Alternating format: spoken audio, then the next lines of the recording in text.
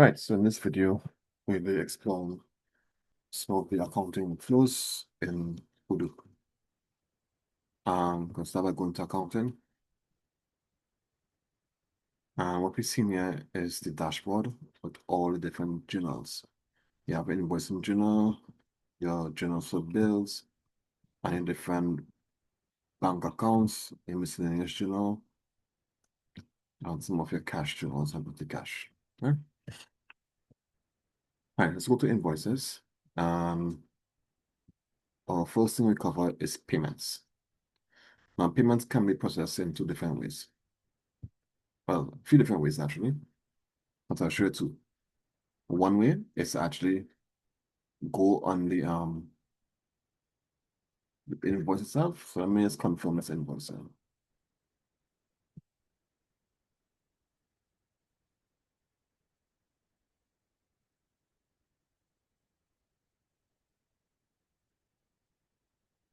Right, and you can simply select pay from here. And then you select which account or which journal the money is going to. Right, so you have a different journals here. And I'm making payment directly to the RBL TT account. We create payment. And then that will be marked as end payment. Why? If you go now and view the actual payment that was made, journal entry,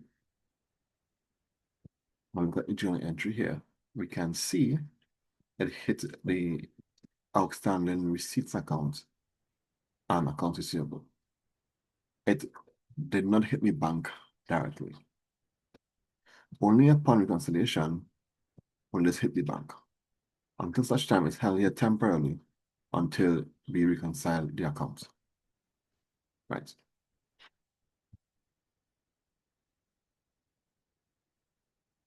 So let's make a payment on more of these things. So for example, I want to pay.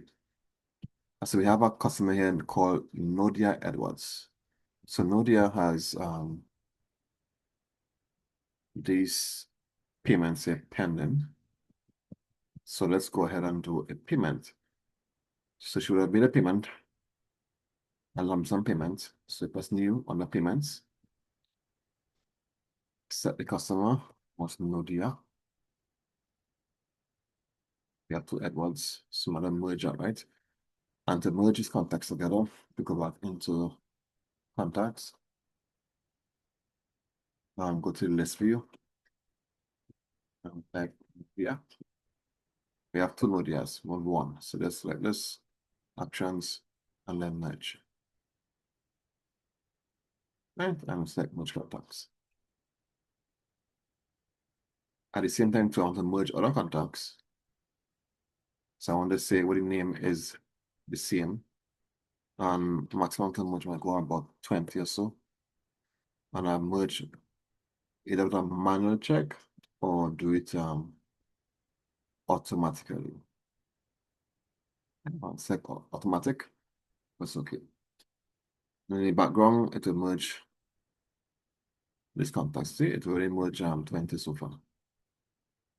Go again until we clean up the whole entire database. Might say 100. But the name is the same until they merge automatically.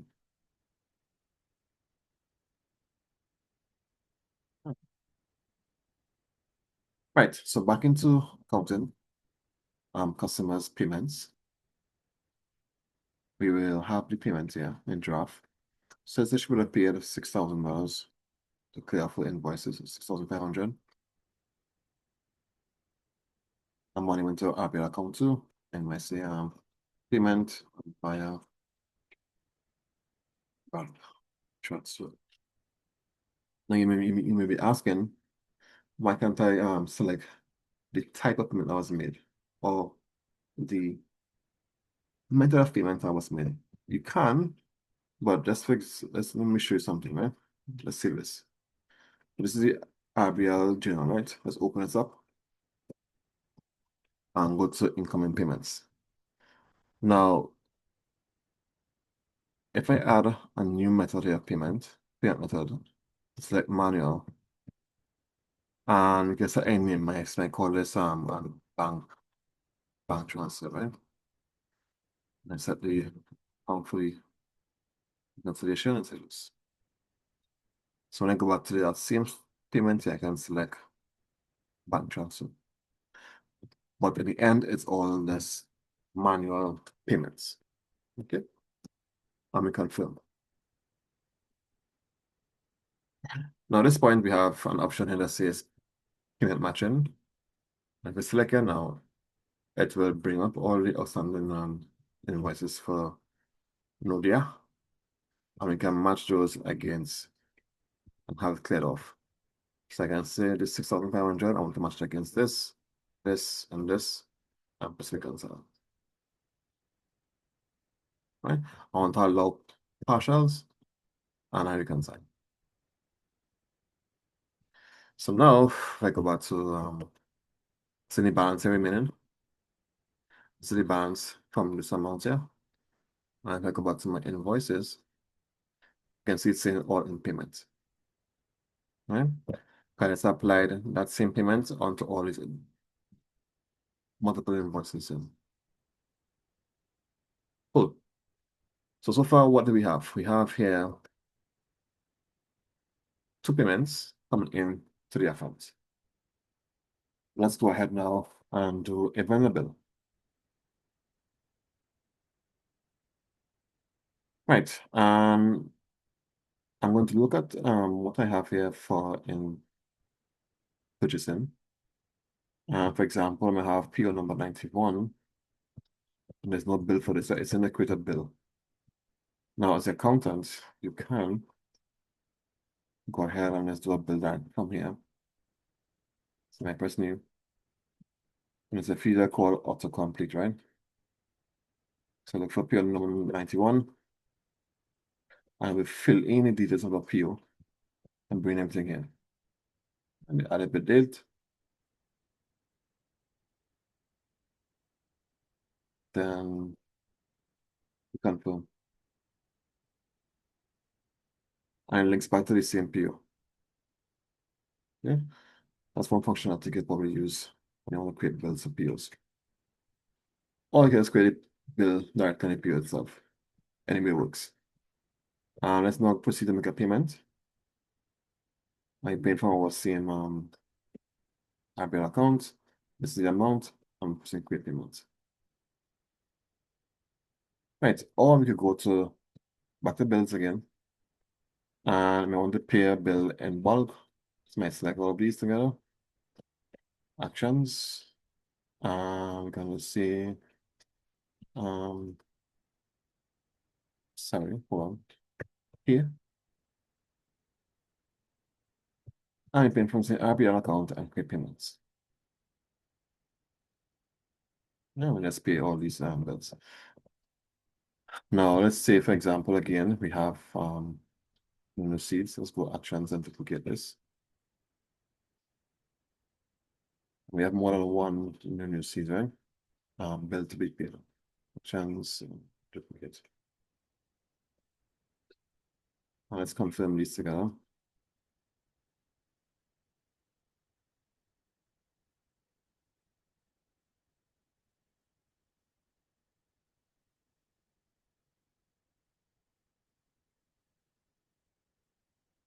Okay, let's enable it. We want to make sure. Oh, something's wrong. Let's be 20. Let's 28. The next day out.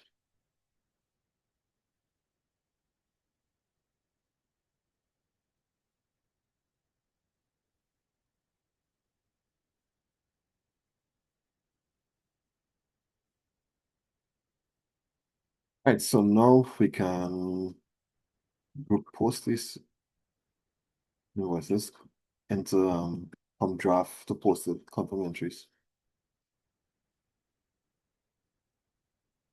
Right, it's not paid. Now, what you can do is probably now do a check, right? So now select these together. And because it's the same vendor or same partner, when we select pay, we see an option that says group payments, so select this. And we can then select the method of payments, which might be to do a check, right? And then we create payments. And then we prompted now to print this check, right? You can check number. Once you enter it, by default, the system will increment by 1. So when you put in a check, it'll increase by 1. Print. And it's not configurable. That's fine for now. Just to go ahead and configure it, right? So we'll do one time.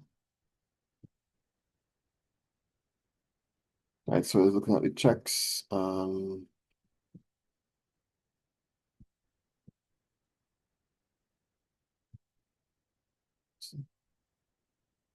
Right, so set the print on top and save this. Then we have different layouts for your checks, so I guess set the correct one for your check, particular check layout. Back to vendors, and we go into payments. After we have the check, the print check.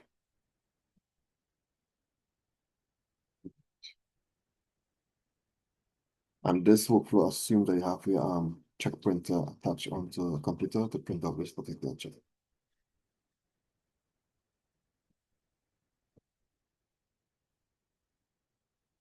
Here's the check.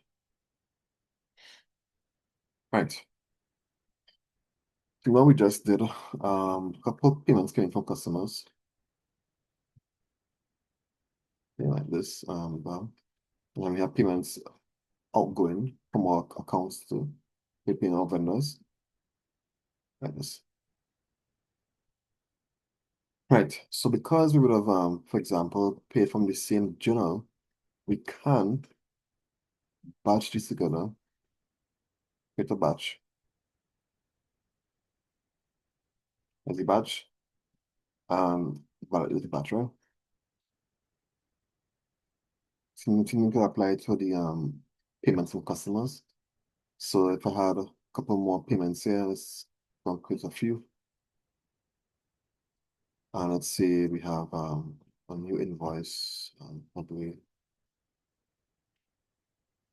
go?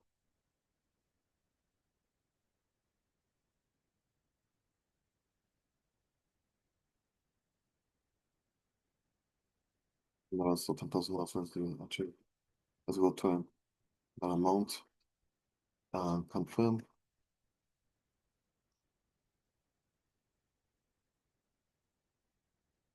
Do another one. This may be for Nick.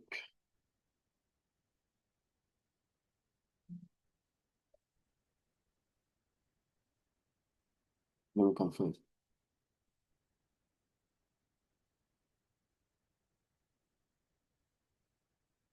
All right, so let's do a payment here quickly. Not paid, not paid. Right, and pay on the same account, right? So now if we go to payments, I can create a batch for these. So I want to batch these together with a batch. This is my batch that come into my account. So essentially a batch is like doing a big deposit of checks and cash together.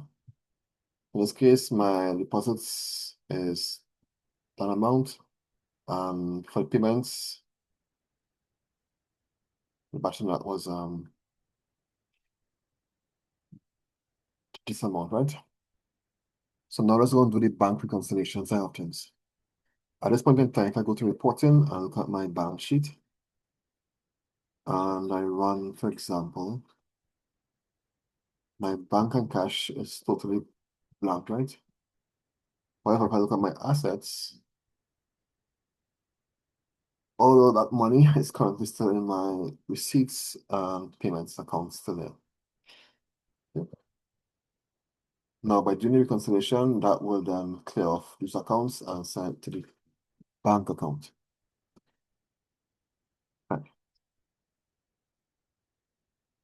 So, what I'll do, go to the dashboard, and here you can see payments equal to 117,447.07 cents. And these are all the payments here. Okay? We have the batches. We have the single line payments.